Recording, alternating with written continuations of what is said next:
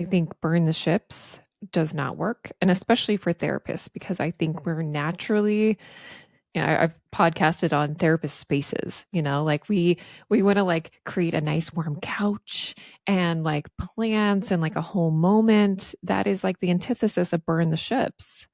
I think when I see therapists burn the ships in burnout, it's because they are beyond depletion. And so they have to burn the ships because there is nothing left to give. And so I think it's almost, because I've seen this a number of times, I think it's almost like this is my Hail Mary of like how I can kind of stay in the work or like do something related to this work. But the sustainable path is definitely what you're talking about. It's in what can my nervous system handle? If I want to write this book, if I want to build a course, if I want to do these things, I think to have something that lasts, it has to be grounded in what can I really do every week? What can I sustain? And I think that's the rhythm that I've had to find with my own relationship with my podcast is that, yes, this is a passion project and it cannot take front and center in my life because I'm also, at first, I'm a human, I'm a mother, I'm a wife, and then I also have to produce income for my family.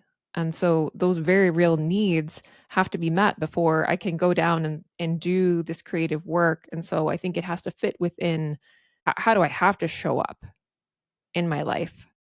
And so I just think this path, which might segue into Quiet Builder, because I think it's just a nice kind of pivot to think about what you're building that just feels like Quiet Builder stuff. So maybe you could segue into that a little bit.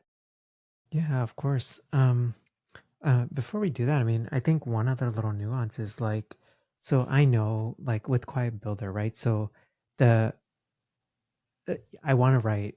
My hope is to write my first mainstream book on called Quiet Builder, and but I am planning to do that in like 2030 or 2031.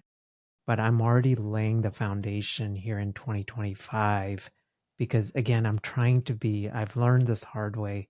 If I try to like hustle and grind, I can do it, but it comes at such an expense with anxiety, with insomnia, with me being like stressed and irritated all the time to my loved ones. That's just not a compromise I want to make. I'm just like laying the foundation in the early stages.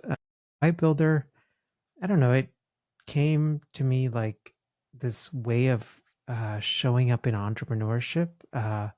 More, I guess the simplest way to explain it is uh, it's building a business based on the life that you want to live and on factors like relationships and health versus putting those as afterthoughts around a business. Yeah. That's I think the core of it. Uh, and And I think put another way, like building things in a way that is kind to our nervous system, but also like strategically is like leveraged, right? So we create things that allow us to sort of get away from the trading time for income model, but also things that are sustainable, for us on the whole. Yeah.